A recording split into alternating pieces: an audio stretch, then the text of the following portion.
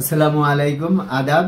প্রিয় বন্ধুগণ, 11ই সেপ্টেম্বর বুধবার সন্ধ্যায় জাতির উদ্দেশ্যে ভাষণ প্রদান করেছেন আমাদের অন্তর্বর্তীকালীন সরকারের মাননীয় প্রধান উপদেষ্টা ডক্টর মোহাম্মদ ইউনূস, এবং উনি ওনার সরকারের 1 মাস পূর্তি উপলক্ষে এই ভাষণ প্রদান করেন।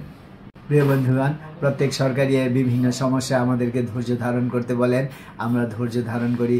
দ্রব্যমূল্য বৃদ্ধি এবং অন্যান্য রাজনৈতিক সমস্যায় আমাদেরকে ধৈর্য ধারণ করতে বলা হয়। আমরা ধৈর্য ধারণ করতেই থাকি এবং ধৈর্য ধারণ করতে করতে আমাদের পিঠ একবারে দেয়ালে ঠেকে গিয়েছিল।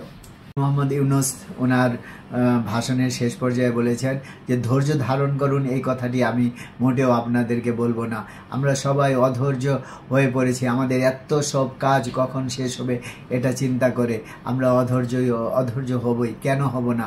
কিন্তু আমরা সব কাজ সঠিকভাবে করব। আমাদের কাজে কোনো অধৈর্যের চিহ্ন রাখবো না। প্রিয় বন্ধুগণ, এই ডক্টর মোহাম্মদ ইউনূসের কথা শোনার জন্য সারা বিশ্বের মানুষ উদ্গ্রীব হয়ে থাকে। আর এই ডক্টর মোহাম্মদ ইউনূস আমাদের ঘরের মানুষ, আমরা ওনার ঘরের মানুষ।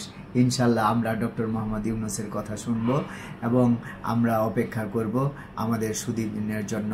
আমরা আশা করব ডক্টর মোহাম্মদ ইউনূস এবং ওনার যে অন্তর্বর্তীকালীন সরকার, এই সরকার আমাদেরকে একটি সমৃদ্ধ সুন্দর বাংলাদেশ উপহার দিবে। ডক্টর মোহাম্মদ ইউনূস এবং ওনার সরকারের জন্য আমাদের অনেক অনেক দোয়া ও শুভেচ্ছা রইল। ওনারা দীর্ঘজীবী হোক এবং সুন্দরভাবে আমাদের জন্য কাজ করে যাক। আমিন সুম্মা আমিন।